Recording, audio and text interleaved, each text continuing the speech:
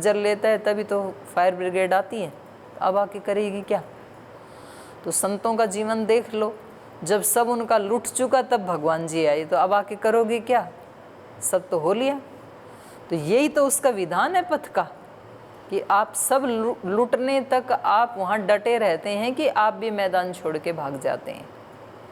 तो आप कह रहे हो कि जी ऐसी सिचुएशन आ जाती हैं तो आएंगी ही, आनी ही चाहिए, क्यों ना आए।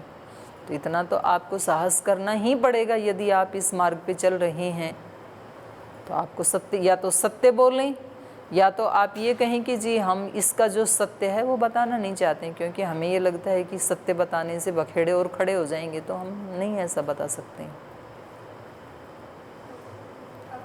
आप ये कैसे सोच के चल रहे हो कि हम संसार को भी खुश रखें और भगवान को भी खुश रखें, ये नहीं हो सकता कदापि। आप एक को खुश रख सकते हैं। यदि आप योग मार्ग के पथिक हैं तो आपको एक एक व्यक्ति को खुश करने की आवश्यकता नहीं है। खुश करने की आवश्यकता नहीं है, इसका मतलब ये भी नहीं है कि हम बहुत मिसबिहेव करने लगें या हम ऐसे स्वच्छंद हो जाएं। लेकिन यदि कहीं ऐसी परिस्थिति आ गई तो मेरे लिए भगवान को खुश करना सर्वोपरि है। एक एक इंसान को मैं खुश नहीं कर सकता हूँ। और यदि मैं सच्चा हूँ तो आज नहीं तो कल वो व्यक्ति भी मेरे प्रति जरूर सद्भाव वाला बनेगा, क्योंकि सत्य में इतनी शक्ति है कि वो सब असत्य को अपने सामने झुका देता है। तो इतनी तो हिम्मत करनी पड़ेगी हमें। सत्य सबसे बड़ा सहारा है, संबंध सहारे नहीं है हमारे। हमारे बड़े हैं, गुरुजन हैं, जो भी हैं, लेकिन सबसे बड़ा जो आलंबन है वो तो सत्य है, वो तो ईश्वर है। तदेव आलम्बनम श्रेष्ठम तदेव आलम्बनम परम, वो ही परम आलम्बन। उसको कभी नहीं छोड़, उसको धोखा नहीं देना, तो फिर विजय होगी। देर लग सकती है उसमें, सताए जा सकते हैं उसमें, तो देर लगे तो क्या है, कम से कम अपनी आत्मा का बल तो बढ़ता है ना उसमें। प्रतिकूल परिस्थितियों में ही आत्मा का बल बढ़ता है, अनुकूलता में तो कुछ भी बल नहीं बढ़ता है। जब ऊपर चढ़ना है हमारे को तीसरी मंजिल पे, तभी तो पैरों की ताकत पता चलेगी और तभी तो ताकत बढ़ती है। जो नीचे बैठा रहता है हमेशा, तो उसके पैर तो कमज़ोर ही रहेंगे, फिर उसमें कहाँ से ताकत आएगी। एक्सरसाइज करने से या ऊंचाई पे चढ़ने से, उसकी प्रैक्टिस करने से तभी तो ताकत बढ़ती है ना। तो जिस व्यक्ति का लक्ष्य ये है, मैं बार बार एक बात कह रही हूँ, क्योंकि हमें ये बिल्कुल क्लियर करना पड़ेगा कि मैं इस जन्म को पाके चाहता क्या हूँ या चाहती क्या हूँ, मेरा पर्पज़ क्या है इस जीवन का। अगर आपका पर्पज़ है किसी व्यक्ति को खुश करना, तो फिर आप उसके लिए कुछ भी करेंगी। और यदि आपका पर्पज़ ये है कि नहीं, इसकी खुशी के साथ साथ मुझे इनको छोड़ना नहीं है, यम नियमों का, मेरे जीवन का पर्पज़ है कि यम नियम किसी भी परिस्थिति में मैं नहीं छोड़ सकती हूँ। एक गुरुजन नहीं, सारी दुनिया के गुरुजन भी नाराज़ हो जाएं भले ही, सत्य को नहीं छोड़ा जा सकता है। तो एक दिन सारे गुरुजन खुश हो जाएंगे फिर, क्योंकि वो भी यही चाहते हैं। उस शिष्य का एक अलग ही प्रभाव होता है। जो शिष्य किसी गुरु के सामने असत्य के साथ कॉम्प्रोमाइज़ कर लेता है, तो भले ही उसको एक क्षण के लिए हो सकता है अच्छा लग जाए, लेकिन उसके दृष्टि में आपकी वैल्यू डाउन हो जाएगी। वो कहेगा कि ये झूठ बोल देता है, मतलब वो ऐसा सोचेगा नहीं, पर उसकी आत्मा के अंदर एक स्टेप नीचे आ जाएंगे आप। और जिस दिन ऐसा होगा कि आपने कैसी भी विकट परिस्थिति में असत्य को स्वीकार नहीं किया, उससे समझौता नहीं किया आपने, आप सत्य पे अडिग रहे, डिगे नहीं वहाँ से, तो थोड़ी देर के लिए उनको बुरा लग सकता है, लेकिन उनकी आत्मा में आपकी वैल्यू एक स्टेप बढ़ जाएगी, आदर करेंगे वो आपका। तो निर्णय हमें ये लेना है कि हम चाहते क्या हैं जीवन में। ठीक है। और मैंने जो दूसरा उदाहरण बोला था, समाधि प्राप्त करके अपने आप को मुक्त करना, ये एक बात है। मतलब अपना इसमें कि हम एक अकेले एक अपनी मार्ग से अपने आप को छुड़वा लें। और दूसरा एक तरफ इतने सारा ये पूरा देश, भारत देश के लोग हैं, यदि मैं वहाँ पर झूठ बोल देती हूँ तो वो बचे रहेंगे, इतने सारे लोगों का कल्याण करेंगे और उनसे सुखी होकर के वो स्वतंत्रता दिलाएंगे हमारे भारत को। फिर और कितने सारे लोग समाधि को उनको सुविधा हो सकती है, तो फिर मैं अपने आप को थोड़ा जो बच जाएगा वो ले लीजिए। हाँ हाँ बिल्कुल कर सकते हो, अगले में करो, तो ये दोनों उससे अगले। कौन सा श्रेष्ठ है कि मेरे कारण से इतने सारे लोग, आपको क्या चाहिए, वो आपको जो चाहिए वो आपके लिए श्रेष्ठ है। ये तो स्वार्थ आपको की बात नहीं हो गई कि मैं अकेले मुक्त होकर के और बस। यदि आपको ऐसे लग रहा है कि भाई मैं अकेली मुक्त, शास्त्र क्या कहते हैं और आप शास्त्र दोनों की बात कहता है। शास्त्र कहता है यदि आपको सत्य सबसे प्रिय है तो आपके लिए सारी चीज़ें गौण हो जाती हैं। श्री अरविंद राष्ट्रभक्त थे, मतलब बहुत, मतलब उनके जो शब्द थे ना वो आग उगलते थे देश में। जो ये समाचार पत्र आदि हैं, वंदे मातरम तो वो निकालते ही थे लेख उनका, और उससे पहले भी वो कुछ कुछ लिखते रहते थे पत्रों में। बहुत बड़े राष्ट्रभक्त थे। और सारे के सारे, मतलब कांग्रेस जब शुरू ही हुई थी तब उन्होंने ज्वाइन किया था कांग्रेस को। कांग्रेस में पहले बहुत अच्छे अच्छे नेता थे, लेकिन उनकी अंतः प्रेरणा ने कहा कि नहीं, तुम इससे भी बड़ा काम करने के लिए आए हो, तो उन्होंने छोड़ दिया उसको। और उनको कोई, मतलब देशद्रोह का मुकदमा उनके ऊपर नहीं चलेगा। उन्होंने कुछ गलत किया ऐसा कोई व्यक्ति नहीं कह सकता है, क्योंकि अपनी आत्मा की जो आवाज़ है वो सर्वोपरि होती है। पत्नी का, बच्चों का पालन पोषण करना ही चाहिए, यही वेद का भी विधान है और यही समाज का भी विधान है। लेकिन महात्मा बुद्ध को कोई पाप नहीं लगेगा, क्योंकि वो उनकी आत्मा की आवाज़। महर्षि रमण को कोई पाप नहीं लगेगा कि उन्होंने माँ बाप की सेवा क्यों नहीं की, शादी क्यों नहीं की, पितरों को क्यों नहीं तारा। तो आप जो बात कह रहे हैं कि अगर मैंने थोड़ा झूठ बोल दिया तो कितने लोगों का कल्याण होगा, वो कल्याण तो आपकी दृष्टि में है। वास्तव में असत्य कभी कल्याण करता नहीं है। इंस्टेंट रिलीफ आपको जरूर महसूस हो सकती है। रक्षण तो सत्य ही करता है। जितना रक्षण सत्य की एक बूंद कर जाती है, उतना मतलब क्विंटलों विष इकट्ठा करके भी नहीं हो सकता है। मेरा अभद्र होगा लेकिन दूसरों का तो कल्याण नहीं होगा, उनका भी कल्याण नहीं हो सकता है। जिसके बेस में ही असत्य है वहाँ कल्याण हो ही नहीं सकता है, कभी नहीं हो सकता है।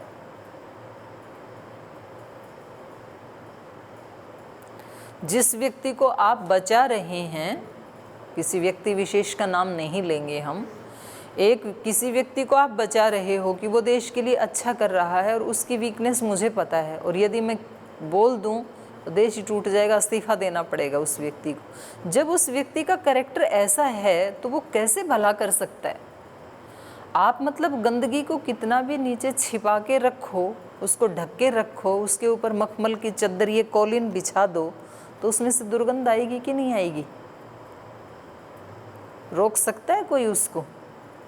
ये सारे देश का भट्ठा इसीलिए तो बैठा, महर्षि दयानंद के तो इसीलिए लोग विरोधी बने कि उन्होंने कहा कि ये उजली उजली दिखने वाली हर चादर मैली है।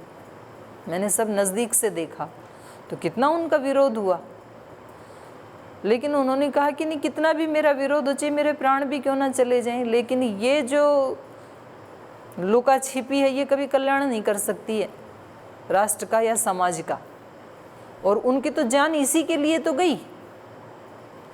जिस बहन के बारे में उन्होंने बोला और जो शब्द प्रयोग किए तो वो तिल मिला गई, तो इसीलिए उनके रसोइये के ऊपर उसने इतनी संपदा दे दी उसको, और वो इतनी संपदा को लेकर के वो पाप करना स्वीकार कर लिया। तो जान भले ही चली गई, लेकिन कोई मार सकता है महर्षि दयानंद को? जब तक सृष्टि रहेगी तब तक वो अमर रहेंगे। और उस दिन वो यदि चुप रह जाते तो उनकी आत्मा मर जाती, फिर शरीर तो मरना ही था और 10 साल बाद मर जाता, उस दिन नहीं मरता तो कोई बात नहीं, लेकिन वो क्या आदर्श बन पाते फिर? तो वास्तव में तो रक्षा तो सत्य ही करता है। सत्य की जैसी ताकत किसी में नहीं है। और असत्य ठीक है, थोड़े दिन वो फलता फूलता हुआ दिखता है, थोड़े दिन लोग जय जयकार करते हैं। भीड़ का तो काम है मतलब पीछे चलने का। और ये जो मार्ग है भीड़ का मार्ग नहीं है बिल्कुल भी। तो आपको ये क्लियर करना पड़ेगा कि मैं भीड़ का हिस्सा हूँ या मेरा अपना कोई लक्ष्य है। भीड़ का हिस्से हैं तब तो इन बातों की कोई चर्चा करने की ज़रूरत ही नहीं है। जिधर जा रही है एक भेड़ चाल, ठीक, आप भी चलते जाओ, कुछ नहीं करना है उसमें। अगर आपको इस नदी के बहाव में बहना है ना, कुछ नहीं करना, बस 2-4 कदम आगे बढ़ाओ, उसके बाद कुछ नहीं करना, पानी अपने आप ले जाएगा आपको। तो भीड़ तो ऐसे ही ले जाती, भीड़ में व्यक्ति ऐसे ही चलता है जीवन में आगे, उसको कुछ नहीं करना पड़ता, बस एक बार उस भीड़ का हिस्सा बनाना पड़ता है। एक बार नदी का हिस्सा बना दो अपने आप को, 2-4 कदम आगे बढ़ के नदी में आप नदी का हिस्सा बन गए। अब नदी अपने आप ले जाएगी, आपको नहीं करना कुछ भी। और यदि आपको इसके विपरीत चलना है तो बड़ा हंगा लगाना पड़ेगा, फिर इतना सरल नहीं है इस पार से उस पार जाना। तो संसार के विपरीत चलना वो तो फिर अपनी शक्ति से होता भी नहीं है, फिर वो एक ऊपर की एक शक्ति लेनी पड़ती है साथ में। और ये कब तक होता है? अंतिम क्षण तक होता है ये संघर्ष। ऐसा भी नहीं है कि एक बार आपने एक युद्ध जीत करके और फतह प्राप्त कर ली और अब छुट्टी ना, होता ही रहेगा। कोरोना के विरुद्ध कोरोनिल तैयार कर दिए एक सन्यासी ने। अब वो कहते हैं कि मतलब लंगोटी बांधने वाला कैसे रिसर्च कर सकता है, इसके पास कोई टाई नहीं है, सफारी सूट नहीं है, जूते नहीं है, फिर लैब में बैठता नहीं है, ऐसे दाढ़ी मूछ जटा वाला एक धोती लंगोटी पहनने वाला व्यक्ति ये कैसे रिसर्च कर सकता है? तो सब ऐसे टूट के पड़े हुए हैं चारों तरफ से। ऐसे ही 20 साल पहले योग के लिए भी ऐसे ही टूट के पड़े हुए थे। फिर ये बोलते हैं योग से सब क्योर हो जाता है, क्योर हो जाता है। तो ये जो ऐसे आत्माएं होती हैं, सात्विक आत्माएं, तो उनका विरोध भी उनका प्रचार का ही काम करता है, वो सत्य से हटते नहीं हैं। क्योंकि इतने लोग विरोध कर रहे हैं तो कुछ दम है बंदे में। विरोध भी कोई ऐसे थोड़ी किया जाता है, तो वो प्रचार हो जाता है उल्टा। और लोगों ने सुना योग से होता, बोल भाई करके देख लेते हैं, क्या पता मरता क्या ना करता। तो जो विरोध करने वाले उन्होंने भी करके देखा, और जो रोगी थे उन्होंने भी करके देखा, और करते करते जो रोगी थे बोले भाई हमें नहीं पता वो क्या लिखा है, क्योर होता है कि नहीं होता, हम ठीक हो गए, हम तो योग करेंगे, हम नहीं छोड़ सकते। और वो फैलते फैलते फैलते फैलते 100 लोगों से हज़ारों में पहुंचा, 1000 से लाखों में पहुंचा, लाखों से करोड़ों में पहुंचा, और करोड़ों से अब 7 समंदर पार पहुंच गए। योग दिख रहा है ना, करते हैं तो ठीक होते हैं, तो कौन छोड़ेगा? नहीं छोड़ेगा। बोल भाई हमें इस बखेड़े में थोड़ी पड़ना है, हमें तो अपने हमें दिख रहा है ना सत्य। तो भाई कोरोनिल तो जिसको कोरोना हो रखा है वो खाएगा, भाई हमें तो जीना है ना, वो खाएगा कि भाई इनको करने दो झगड़ा, अपने जीवन बचा लें। और जिनका जीवन बचेगा वो प्रचार करेंगे। फिर असली प्रचार तो माउथ टू माउथ होता है ना, तो सत्य को नहीं छिपाया नहीं जा सकता है, लेकिन विरोध तो होगा, और वो तो कदम कदम पे होगा। और फिर उनको तो आनंद आने लग जाता है जो सत्य पे चलने वाले हैं ना, कि मतलब जिनको परीक्षा पास करने का आनंद आने लग गया ना, तो वो तो फिर देखता है कि भाई ये हमारी बेटी बैठी है, क्या नाम है बेटा? दिव्यांशी। तो इसका उसमें मैट्रिक में जो है अपने ज़िले में कौन सा स्थान था आपका, मैट्रिक में या 12th में? 10th में। अच्छा, वो आपसे छोटी बहन है। तो एक विद्यार्थी का जैसे 10th में उसका मेरिट में नाम आ गया, उसका रैंक आ गया पूरे ज़िले में। फिर जब वो 12th में गया तो अभी सिलेबस उससे कठिन है, लेकिन उसको और आनंद आता है। फिर उसने इतनी मेहनत की कि 12th में भी उसका रैंक आ गया, तो अब 2-2 रैंक जीतने के बाद उसकी और हिम्मत बढ़ जाती है। फिर वो BA के लिए तैयारी करता है, तो उसका तो सिलेबस और कठिन है, लेकिन कठिन होते हुए भी उसको आनंद आता है, फिर उसमें भी रैंक, फिर वो IAS की तैयारी करता है, उसका तो और भी ज़्यादा कठिन है। तो कठिनाइयाँ तो बढ़ती जाती हैं, लेकिन हिम्मत भी तो आती जाती है, हिम्मत भी साथ बढ़ती है। आपने जिस दिन एक सत्य के लिए अपने आप को संकट में डाला और सत्य बोला, उस दिन आपकी हिम्मत जो थी पहले वो फिर बढ़ जाएगी। तो अगली बार आप में जब दोबारा आप सत्य के लिए अपने आप को अड़िग खड़ा करेंगे तो आपकी हिम्मत डबल हो जाएगी, वो हिम्मत नहीं रहती है। और असत्य को यदि अपनाया तो जितनी हिम्मत आज है ना, तो अगली बार उससे कम हो जाएगी और आसानी से झूठ बोल दोगे। ऐसे तो होता है, बुराई में भी ऐसे होता है, अच्छाई में भी ऐसे होता है। शुरू में कोई जो व्यक्ति बीड़ी सिगरेट शराब पीते हैं तो वो कोई चेन स्मोकर थोड़ी होते हैं। पहले दिन तो कोई एक कश लगा के देखते हैं, वो भी साथियों के साथ। पहले दिन तो कोई एक घूंट पी के देखता है शराब, और वो भी बहुत बुरा लगता है, कड़वा लगता है। लेकिन उसको धीरे धीरे दूसरे, अरे ये तो बड़ी इससे मस्ती आती है, ये तो एक बहुत अच्छी चीज़ है, तो फिर वो 1 से 2, 2 से 3, 3 से 4, फिर पूरी बोतल पीने लगता है, फिर कई। तो ऐसे ही होता है अभ्यास। क्योंकि उसकी गिरने की पहले दिन जब पिया तो मन में बड़ी एक भय था, शंका थी, लज्जा थी, शर्म थी कि किसी ने देख लिया तो क्या होगा। और 1-2 बार पिया तो फिर मतलब जब आदमी बेशर्म ही हो जाता है तो फिर तो आसानी से कर लेता है वो सारे काम, क्योंकि फिर वो चली जाती है। तो वो आत्मा की शक्ति, इसी को असल में आत्महत्या कहा है। शास्त्रों में कहा ना, आत्महत्या करना पाप है। तो आत्महत्या मतलब वहाँ शरीर हत्या नहीं है, शरीर हत्या भी पाप ही है। शरीर मिला है तो इससे संघर्ष करना चाहिए। शरीर के मारने से हमारे अंदर के जो हमें दंड मिलने वाले संस्कार थे वो थोड़े नष्ट हुए, वो तो सूक्ष्म शरीर में ज्यों के त्यों हैं। और हो सकता है इस शरीर का हमने सदुपयोग नहीं किया तो अगले जन्म में ऐसा शरीर भी ना मिले। भुगतने तो पड़ेंगे, पर हो सकता है कि किसी निम्न योनि के शरीर में जाके भुगतना पड़े फिर। तो जो भी परिस्थिति आई हैं तो समझदारी तो इसी में है कि उसको फेस कर लें हम। लेकिन वास्तव में आत्महत्या ये है, अपनी आत्मा की प्रेरणा को अनसुना कर देना, ये आत्महत्या है। आपकी आत्मा कहती है कि जो हमने गीता में पढ़ा है, चलो आज से देखते हैं ना अपने जीवन में जी करके, थोड़ा सजग हो करके। और आप बोलते हैं अरे छोड़ो ना, ये ऐसे कोई जिया जाता है सुबह से शाम तक, ठीक है पाठ में सुन लिया,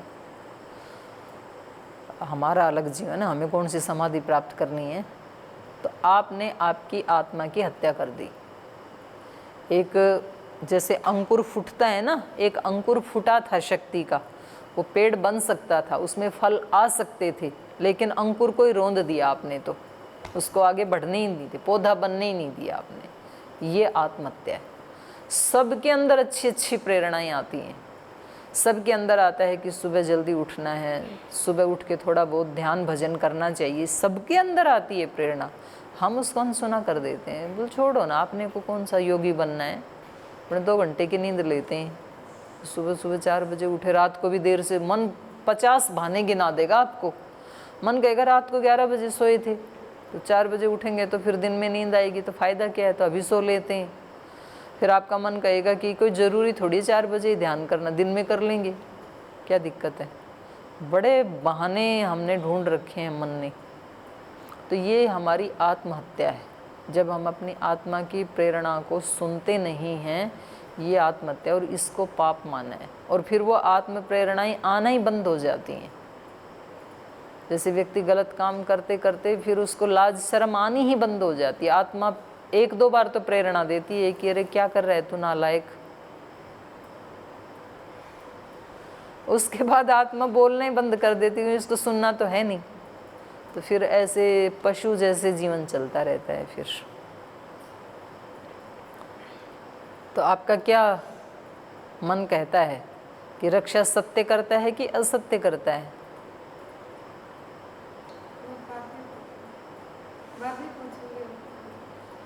ना पूछ लो, अभी पूछ लो, आपको क्या लगता है?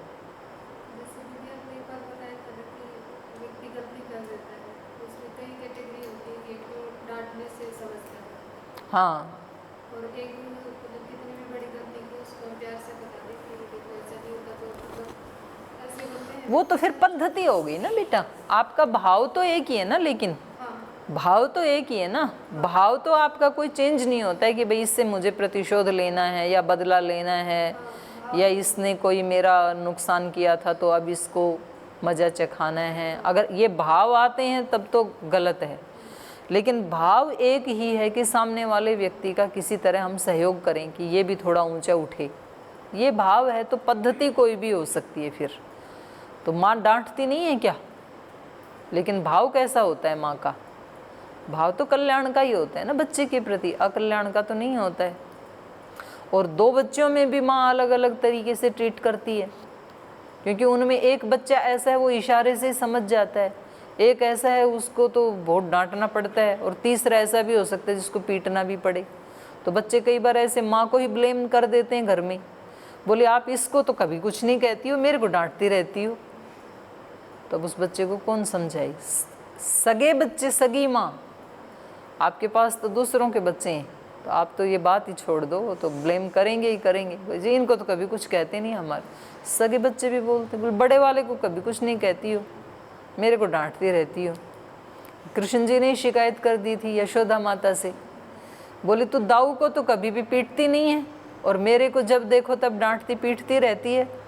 तो मुझे तो दूसरे लोग बताते हैं कि तू इसका सगा बेटा नहीं है, उधार लाया हुआ। मुझे भी डाउट होता है कि ज़रूर मैं सगा नहीं हूँ, इसीलिए तू मेरे को रोज़ डांटती है। तो माता को खुशी होती है कि इसमें कैसे समझाऊं कि सगे वाले से भी तू प्यारा है मेरे को। तो पद्धति कोई भी हो सकती है, अगर आपको, पर भाव गलत नहीं होना चाहिए। भाव का तो व्यक्ति को खुद को पता होगा कि मैं डांट रहा हूँ तो मेरा भाव क्या है, या प्रेम से समझा रहा हूँ तो भाव क्या है, या प्रेरणा दे रहा हूँ तो भाव क्या है। उसमें जो मैंने प्रश्न किया था, आपने कहा कि जिस व्यक्ति का जीवन में इतना नीचे होगा तो वो दूसरों की कैसे बुराई करेगा। तो ऐसी कोई गलती नहीं है, जैसे पहली बार हुआ तो कोई ऐसा घोटाला या कुछ ऐसी गलती हो गई, ऐसे हो जाता है कि वर्षों बाद पता चलता है, फिर जेल हो जाती है, तो वो हो गया। फिर जब हमने उसको टीवी देखने तो गलत है, तो पहली बार में व्यक्ति को नहीं पता चलता, लेकिन वो बताने से आज 10 साल बाद भी जेल हो जाएगी, नहीं बताएंगे तो उसने ठीक कर लिया, तो वहाँ पर कैसे होगा? चुप रह जाओ। तो अगर आपको ये है कि भाई वो अनजाने में हो गई उस व्यक्ति से गलती और उसने ठीक भी कर ली, नहीं, वो तो फिर दूसरे लोग तो नहीं मानते ना, वो तो हमको ही ठीक है बचाने के लिए, लेकिन मुझे पता है कि उसने सही कर दिया, एक बार ऐसे हो गया था।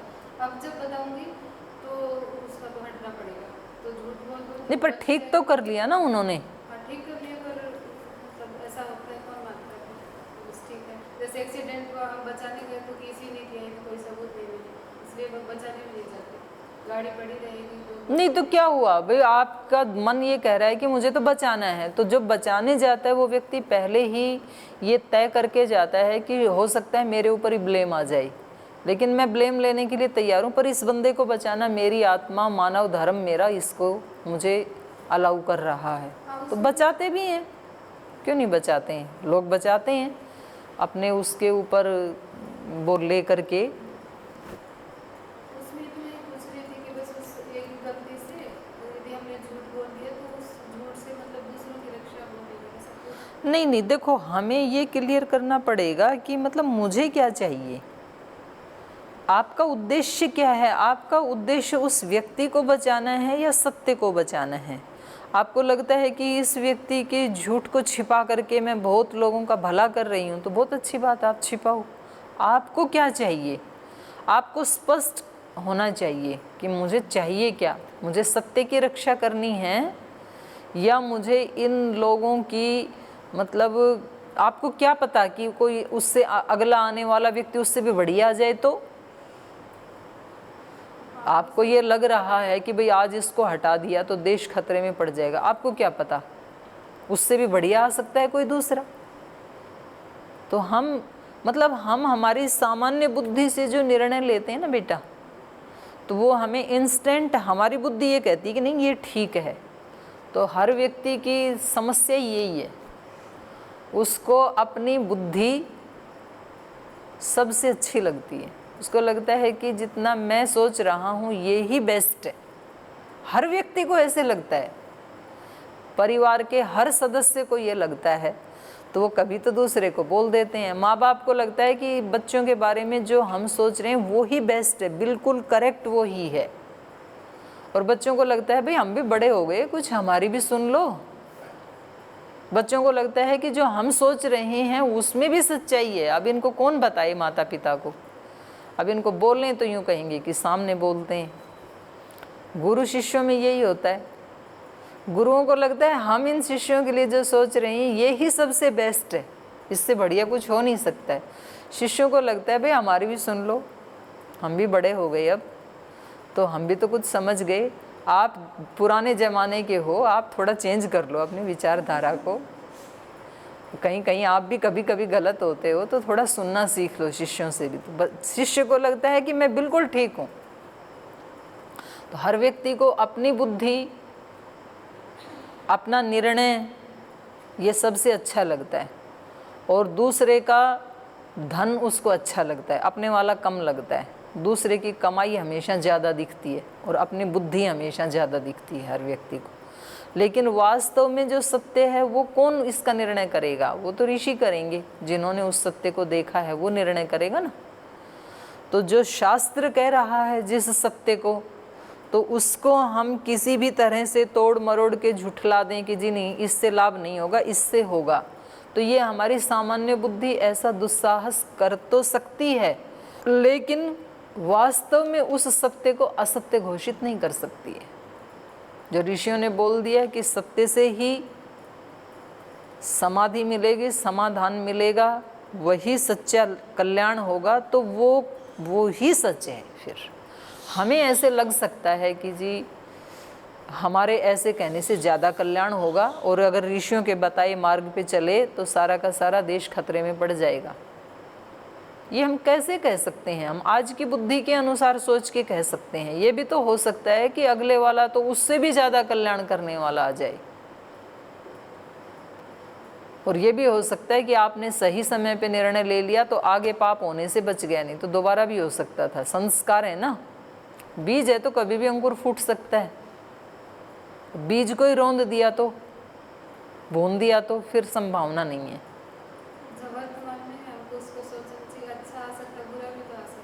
बुरा भी आ सकता है, ठीक है, लेकिन जो सामने है उसको हम बचाना। अगर आपका ये उद्देश्य है तो कि मुझे सत्य से कोई लेना देना नहीं है, मुझे तो मतलब इस व्यक्ति को बचाना है किसी भी कीमत पे, क्योंकि मुझे पक्का पता है कि इसके बाद आने वाला है वो बुरा ही आने वाला है।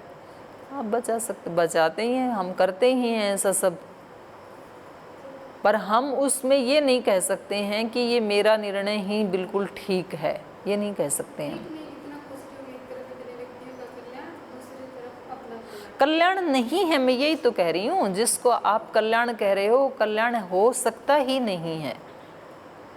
हमें समझ में आ रहा है ना, कल्याण नहीं हो सकता है। मतलब आप कैंसर के रोगी को दवाई ना दिलाओ कि इसको दवाई दिलाऊंगी तो इसको बेचारे को कितना कष्ट हो जाएगा, कड़वा पीना पड़ेगा, तो अगर इसको मैं ना पिलाऊं तो देखो कितना अच्छा, या एक चॉकलेट ही खिला दूं कम से कम मीठी तो कितना अच्छा लगेगा। लेकिन आपकी चॉकलेट खिलाने से रोगी का कल्याण हो सकता ही नहीं है कभी भी। आपको भ्रम हो सकता है थोड़ी देर के लिए कि कड़वा पीने से कष्ट होगा और मीठा खाने से कल्याण होगा। ये दृष्टि हमारी सत्य दृष्टि नहीं है, सांसारिक दृष्टि है ये हमारी। तो संसार के सत्य अलग होते हैं, अध्यात्म के सत्य अलग होते हैं, सामान्य जीवन के सत्य अलग होते हैं, उनको अज्ञान के सत्य अलग होते हैं, ज्ञान के सत्य अलग होते हैं। योग दर्शन यही तो कहता है, अनित्य अशुचि दुख अनात्मसु नित्य शुचि सुखात्म ख्याति अविद्या। उल्टा ही दिखता है अज्ञान की अवस्था में, और ज्ञान की अवस्था में बिल्कुल उल्टा ही दिखता है। अभी हम जिसको सुख कह रहे हैं वो उसको दुख दिखता है, जिसको नित्य कह रहे हैं वो अनित्य दिखता है। तो हमारे निर्णय इस बुद्धि के अनुसार हम ठीक नहीं ले सकते कभी भी। अगर हमने ये तय किया कि मुझे सत्य को प्राप्त करना है तो इनकी बुद्धि के अनुसार चलना पड़ेगा। अपनी वाली बुद्धि फेल है वहाँ पे। अपनी वाली बुद्धि तो बताएगी कि इसमें सुख है, इसमें दुख है, क्योंकि हमारी बुद्धि में अभी अज्ञान है। इन वाली बुद्धि के ऊपर 100% विश्वास करना पड़ेगा। श्रद्धा, भक्ति, विश्वास वो यहीं तो काम आते हैं। जब हमने देख ही लिया उस समय तो क्या श्रद्धा, भक्ति, विश्वास, वो तो फिर हमारे जीवन का अंग बन गया। उससे पहले विश्वास करना होता है। तो इसके ऊपर कितना भी आप और चिंतन कर सकते हैं, लेकिन आज तो समय अलाउ कर रहा है कि अब समय हो गया है, चर्चा को यहाँ विराम देना पड़ेगा। तो शेष किसी के प्रश्न है तो कल पढ़ेंगे। और जो मन का तप है, कल 2 तप बताए थे, शरीर का और वाणी का, तो इसके ऊपर आप और थोड़ा चिंतन करें, शरीर का तप और वाणी का तप। और ये भी देखें कि हमने कल दिन भर, मतलब आने वाले कल में दिन भर शरीर का और वाणी का कब कब तप किया, कब कब तप छूट गया, इसके ऊपर हम चर्चा करेंगे। आज के पाठ को यहीं विराम देते हैं।